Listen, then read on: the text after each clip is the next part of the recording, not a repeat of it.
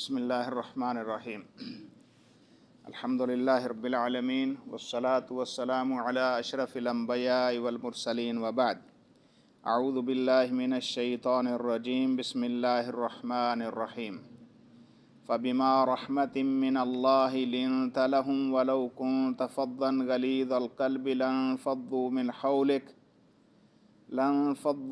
हौलिक फ़अफ़ु अन्हुम वस्तग़फ़िर लहुम वशाविरहुम fill अम्र फ़इज़ा अज़मत फ़तवक्कल अलल्लाह इन्नल्लाह युहिब्बुल मुतवक्किलीन। सूरा आल इमरान की आयत नंबर 159 से लेकर 164 तक इंशाअल्लाह आज का सबक है।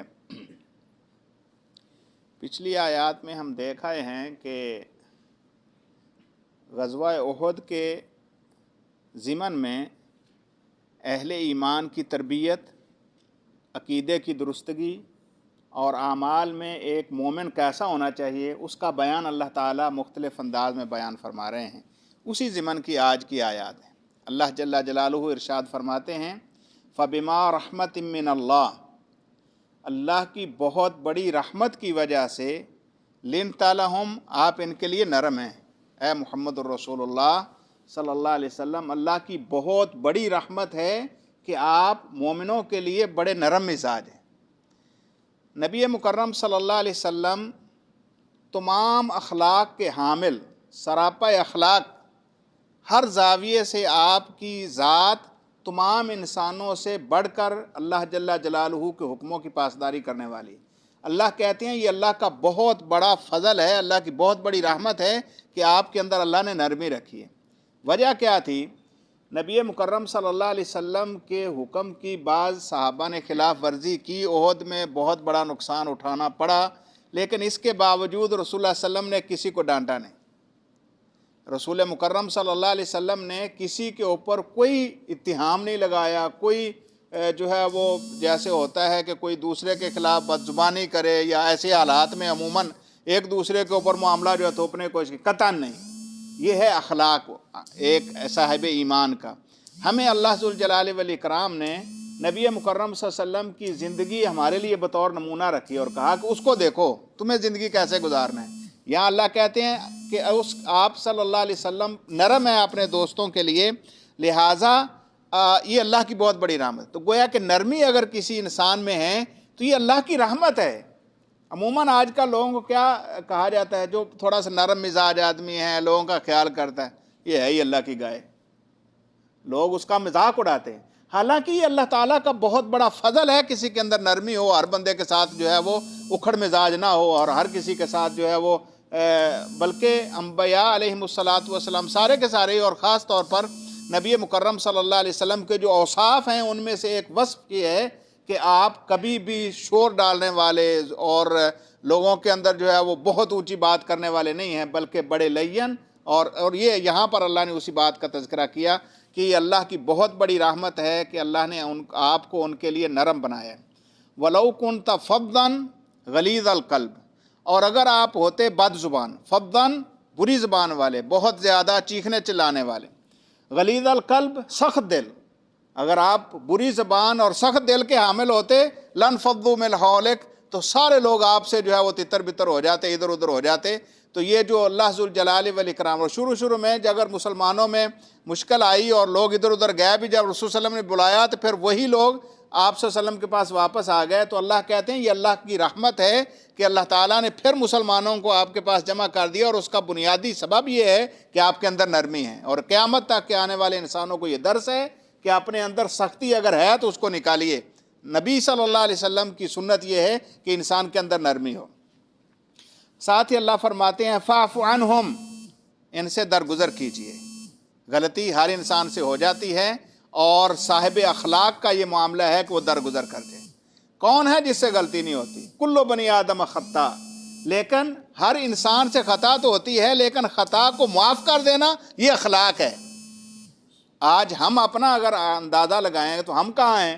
छोटी सी किसी की गलती मिलने की देर, बल्कि पहले तो ढूंढ रहे होते हैं कि कोई गलती मिले, और फिर मिल जाए तो फिर उसको उछालना है। जबकि अहले ईमान का या नबी सल्लल्लाहु अलैहि वसल्लम का तरीका जो अल्लाह जल्ला जलालुहु ने उन्हें दिया है वो ये है फ़अफ़ु अन्हुम, इनसे दरगुज़र कीजिए, इनको माफ़ कर दीजिए। वस्तग़फ़िर लहुम, نہ صرف معاف کیجئے، اللہ سے ان کی بخشش کی دعا کیجئے، وَاسْتَغْفِرْ لَهُمْ، اور اللہ سے معافی مانگیے ان کے لیے۔ یہ صاحب اخلاق آدمی اور نبی کا یہ مقام ہے کہ وہ اللہ سے بھی معافی مانگے۔ کسی سے اگر غلطی ہوگی ہے، پتہ چل گیا، خود بھی اس کو معاف کر دے اور اللہ سے بھی کہے کہ اللہ تو اس کو معاف کر دے۔ وَشَاوِرْهُمْ فِي الْأَمْرِ، اور ان سے معاملات میں مشاورت کیا کرو۔ جہاں اللہ کا صریح حکم نہ ہو، جہاں اللہ ذوالجلال والاکرام کی طرف سے بالکل واضح کوئی دو ٹوک بات نہیں آ گئی ہے، دنیاوی امور ہیں، ان کے اندر مشورے سے معاملہ کرو۔ اب اس سے کیا ہوگا کہ جو لوگ آپ کے ساتھ مشورے میں شامل ہوں گے ان کا اعتماد بحال ہوگا۔ صرف آپ جو ہے وہ زبردستی اپنا حکم تھوپ دیں فوج کی طرح اور بعد میں جو ہے وہ ایک آدمی کی وجہ سے سارے معاملات نقصان میں جائیں، نہیں، معاملات ہمیشہ آپس میں اتفاق کے ساتھ طے کر کے اس کو آگے بڑھا جائے۔ وَشَاوِرْهُمْ فِي الْأَمْرِ فَإِذَا عَزَمْتَ، اور مشورے کے بعد اگر کسی معاملے کے اوپر بات جو ہے وہ طے ہوگی کہ یہ کرنا ہے تو پھر پختہ عزم کے ساتھ وہ کرو۔ فَإِذَا عَزَمْتَ، اور جب آپ عزم کر لیں، پختہ عہد کر لیں، فَتَوَكَّلْ عَلَى اللَّهِ، تو پھر اس کے اثرات پر نہ دیکھو، پھر معاملہ اللہ کے سپرد کر دو۔ فَتَوَكَّلْ عَلَى اللَّهِ، تو پھر اللہ کے اوپر توکل کرو، اللہ کے اوپر بھروسہ رکھو۔ فَإِنَّ اللَّهَ يُحِبُّ الْمُتَوَكِّلِينَ، یقیناً اللہ جو اس پر بھروسہ کرتا ہے وہ اس کو پسند کرتا ہے۔ تو اللہ بھروسہ کرنے والوں کو پسند کرتا ہے۔ لہٰذا اگر معاملات میں کسی جگہ پر ضرورت محسوس ہو تو مشورے کے ساتھ معاملہ کرو، اور مشورے کے بعد اگر کسی چیز کے اوپر تعین ہو جائے کہ یہ کرنا ہے تو پھر اس کے جو نتائج آنے ہیں وہ اس کے طرف نہ دیکھو، وہ اللہ پہ اوپر چھوڑو۔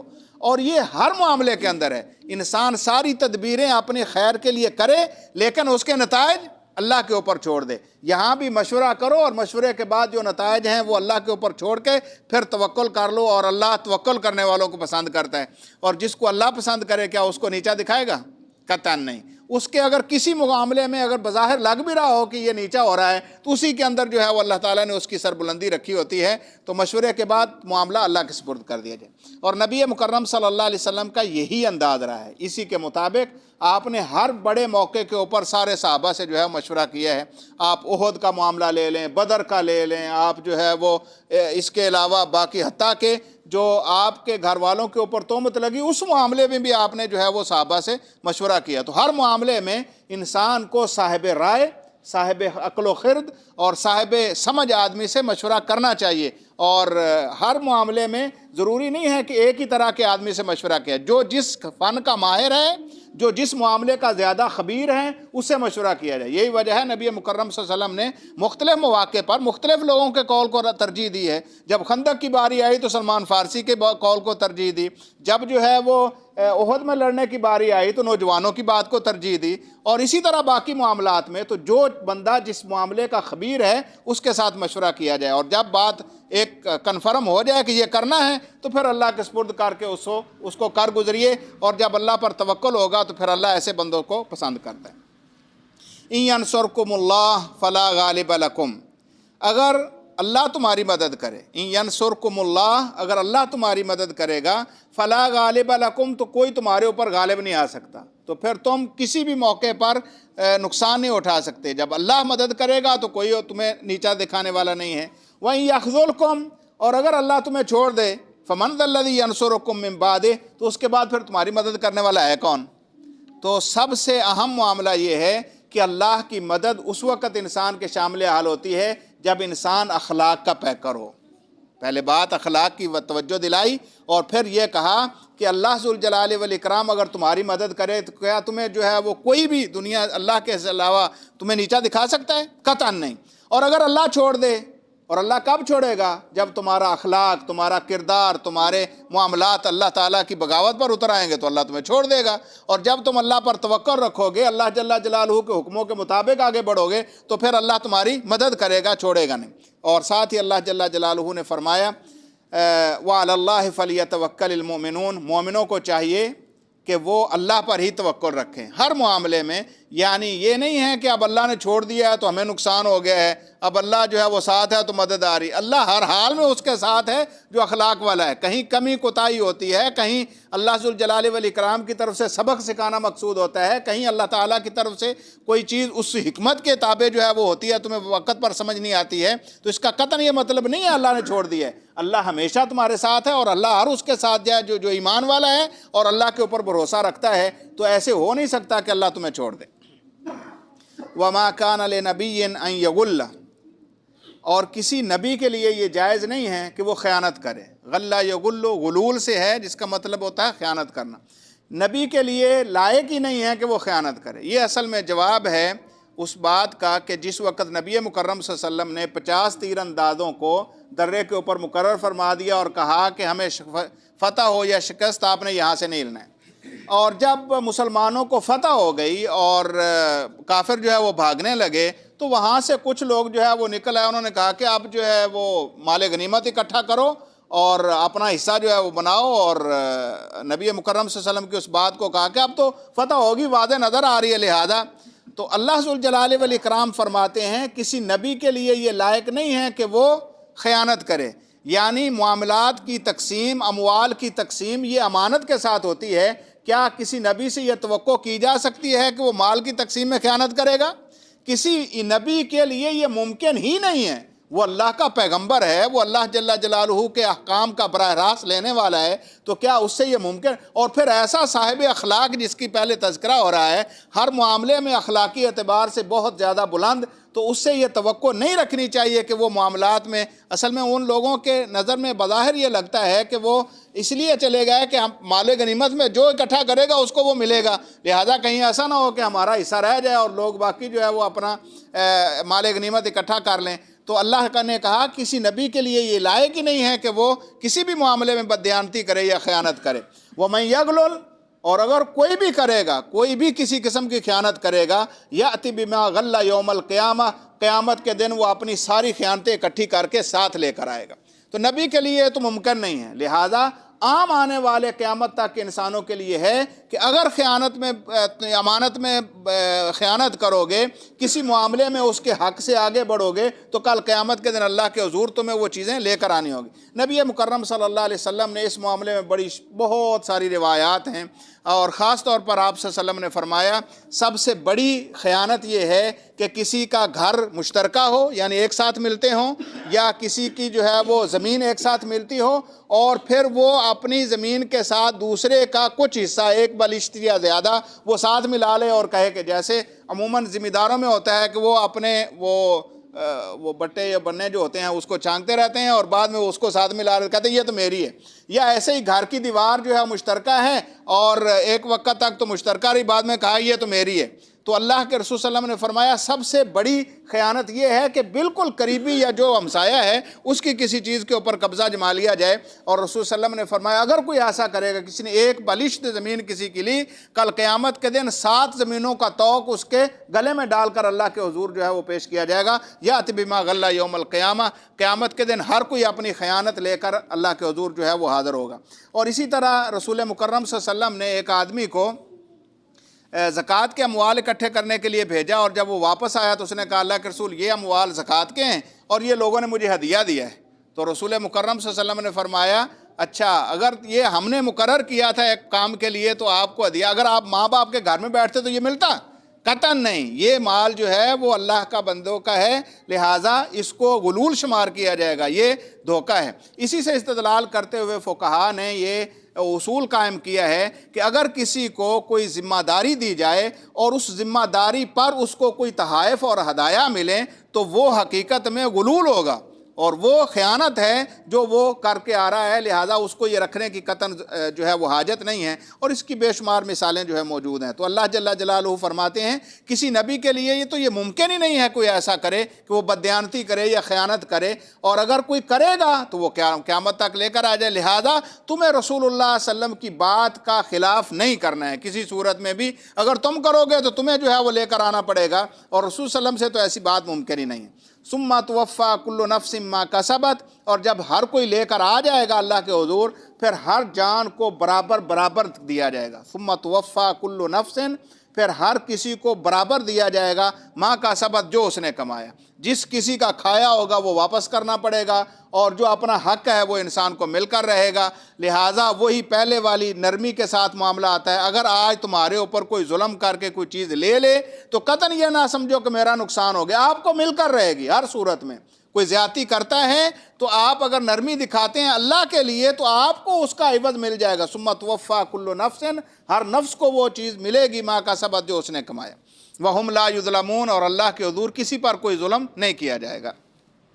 افمن اتبع رضوان اللہ، کیا وہ شخص جو اللہ تعالیٰ کی خوشنودی کی اتباع کرتا ہے، کمن باء بسخط من اللہ، اس شخص جیسا ہو سکتا ہے جو اللہ کی ناراضگی لے کر پلٹے. جو اللہ اور اس کے رسول کی اطاعت کرے اس پر تو اللہ تعالیٰ کی خوشنودی ہے، اور جو اللہ ذوالجلال والاکرام کی بغاوت پر اتر آئے اس پر اللہ تعالیٰ کی ناراضگی ہے. کیا یہ دونوں برابر ہو سکتے ہیں؟ قطعاً نہیں. اور ساتھ ہی اللہ فرماتے ہیں وَمَأْوَاهُ جہنم، جو اللہ کی ناراضگی لے کر پلٹتا ہے اس کا ٹھکانہ تو جہنم ہے. وَبِئْسَ الْمَصِيرُ، اور وہ بہت برا ٹھکانہ ہے. اگر تم محمد الرسول اللہ کی باتوں کو پس پش ڈالو گے تو تم اللہ کی ناراضگی خریدنے والے ہو، اور اگر تم اللہ کے رسول کی باتوں کو اب مقدم کرو گے تو تم اللہ تعالیٰ کی خوشنودی پانے والے ہو. اب تم خود فیصلہ کر لو کہ کیا یہ دونوں قسم کے لوگ برابر ہو سکتے ہیں؟ قطعاً نہیں. اللہ کی خوشنودی والے جنت میں اور اللہ تعالیٰ کی بغاوت والے یقینی طور پر جہنم جائیں گے. ہم درجات عند اللہ، انسانوں کے بڑے درجات ہیں اللہ کے ہاں. ہم درجات، سب کے درجات ہیں عند اللہ، اللہ کے ہاں. واللہ بصیر بما یعملون، اور اللہ جو انسان کرتے ہیں ان کے اعمال سے بڑا باخبر ہے. اللہ جاننے والا ہے، دیکھنے والا ہے. واللہ بصیر، اللہ دیکھنے والا ہے بما یعملون، جو وہ کرتے ہیں. تو تمہارے اعمال کی بنیاد پر تمہارے درجات بننے. آج دنیا میں اگر خیانت کرو گے تو یقیناً اللہ کے حضور پکڑے جاؤ گے. یہاں اگر جو ہے وہ عدل کا معاملہ کرو گے، اللہ کے حکم کی اطاعت کرتے رہو گے، کہیں پر نقصان اٹھانا پڑ جائے گا تو کل قیامت کے دن عدالت، اللہ کی عدالت میں تمہیں پورا حساب دے دیا جائے گا. کسی قسم کی کوئی زیادتی نہیں ہوگی. اور یہ درجات اسی انداز میں بنیں گے کہ کون دنیا میں کیسا جو ہے وہ درجہ کما کر آیا ہے. لقد من اللہ علی المؤمنین، یقیناً اللہ تعالیٰ نے بہت بڑا احسان کیا ہے مومنوں پر. اذ بعث فیہم رسولا من انفسہم، کہ اللہ نے انہی میں سے ایک رسول ان میں مبعوث کر دیا. تمام انبیاء علیہم السلام اپنی اپنی قوم کی طرف آئے، اور محمد الرسول اللہ ساری کائنات کے لیے اللہ تعالیٰ نے رسول بنائے. یہاں اللہ کہتے ہیں اللہ تعالیٰ نے یہ بہت بڑا احسان کیا ہے کہ اللہ نے رسول انہی میں سے، یعنی تمہیں میں سے ایک رسول تمہارے اندر بھیج دیا ہے. یہاں آقا علیہ السلام کی بشریت کا تقاضا ہے کہ اللہ تعالیٰ نے نبی کو فرشتہ نہیں بنایا. یہ جو تم بعض لوگوں کے اندر افواہ اڑ رہی تھی نا، یہ اگر واقعی نبی ہوتے تو ان کو زخم لگتے، اگر واقعی نبی ہوتے تو یہ شکست ہوتی، واقعی نبی ہوتے، کس طرح کی لوگ باتیں کر رہے تھے. تو اللہ کہتے ہیں یہ تو اللہ تعالیٰ کا احسان ہے کہ اللہ نے ایک رسول تمہارے اندر تمہیں میں سے، انسانوں میں سے بنا کر جو ہے وہ بھیجا ہے. کیونکہ تمہاری جتنی کمزوریاں ہیں، خامیاں ہیں، خوبیاں ہیں، وہ ساری کی ساری سے واقف ہے، اور صحیح معنوں میں تمہاری زبان میں تمہارے ساتھ جو ہے وہ کلام کرتا ہے، اور جو کوتاہیاں تم میں ہوتی ہیں وہ کھل کر جو ہے وہ بیان کرتا ہے، اور جو اخلاق تمہیں اپنانے ہیں ان کی تمہیں تعلیم دیتا ہے. تو یہ تو اللہ کا احسان ہے کہ اس نے تمہیں میں سے بھیجا ہے. اگر کوئی فرشتہ اللہ تعالیٰ رسول بنا کر بھیج دیتا تو کیا اس کی اتباع کرنے کے قابل تھے تم؟ قطعاً نہیں. فرشتوں کے اندر جو خوبیاں ہیں وہ انسان کے اندر کہاں، اور جو انسان کے اندر کمزوریاں ہیں وہ فرشتوں میں نہیں ہیں. ان میں آپس میں مطابقت ہی نہیں ہونی تھی. لہذا یہ اللہ کا فضل ہے کہ اس نے رسول تمہیں میں سے بھیجا. یتلو علیہم آیاتی، اور وہ اللہ کی آیات تمہیں پڑھ کے سناتا ہے. وَيُزَكِّيهِمْ، تمہارا تزکیہ کرتا ہے، تمہیں امر بالمعروف اور نہی عن المنکر کے ذریعے پاکیزہ بناتا ہے، برے کاموں سے روکتا ہے، اچھے کاموں کی دعوت دیتا ہے. وَيُعَلِّمُهُمُ الْكِتَابَ وَالْحِكْمَةَ، اور انہیں کتاب و حکمت کی تعلیم دیتا ہے. کتاب قرآن اور حکمت آقا علیہ السلام کے فرامین. تو اللہ نے یہ بہت بڑا احسان کیا مومنوں پر کہ ایک رسول بھیجا جو اللہ کی آیات، اللہ کی تعلیمات پہنچاتا ہے، اور ان تعلیمات کے ذریعے انسانوں کا تزکیہ ہوتا ہے. اور اللہ ذوالجلال والاکرام نبی کے ذریعے تم کو کتاب اور حکمت سکھاتا ہے. وَإِنْ كَانُوا مِنْ قَبْلُ لَفِي ضَلَالٍ مُبِينٍ، اگرچہ اس سے پہلے یہ واضح کھلی گمراہی میں تھے. تو اے لوگوں جو انہوں نے رسول اللہ صلی اللہ علیہ وسلم کا کلمہ پڑھا ہے، یہ رسول کا تمہارے اندر ہونا اس کو اللہ کا بہت بڑا احسان سمجھو. تمہاری ایک ایک بات کے اوپر جو ہے تمہاری اصلاح کرتا ہے. اللہ جل جلالہ نبی کے ذریعے تمہارے کردار اور اخلاق کو سنوار رہا ہے، اور اس کی بنیاد پر تمہارے درجات جو ہے وہ بلند اور بڑے ہو رہے ہیں. اور یقیناً یہ اللہ تعالیٰ کا بہت بڑا فضل ہے کہ نبی آیا ہے، ورنہ اس سے پہلے تم سارے کے سارے گمراہی میں گھوم رہے تھے، اور مختلف قسم کے وبال جو ہے تمہارے اوپر آ رہے تھے. آج اگر تم ان وبالوں سے بچے ہو تو اس لیے کہ اللہ کی تعلیم تمہارے پاس پہنچی ہے. لہذا اس کے احسان کو سمجھو اور اللہ ذوالجلال والاکرام کے احسان مند بنو اور اللہ جل جلالہ کے حکموں کے تابع ہو کر زندگی گزارو۔ اللہ سے دعا ہے اللہ ذوالجلال والاکرام ہمیں بھی صحیح معنوں میں قرآن کو سمجھنے والا بنا دے، اللہ اس پر عمل پیرا ہونے کی توفیق نصیب فرمائے، اللہ ہمارے گناہوں کو معاف فرمائے۔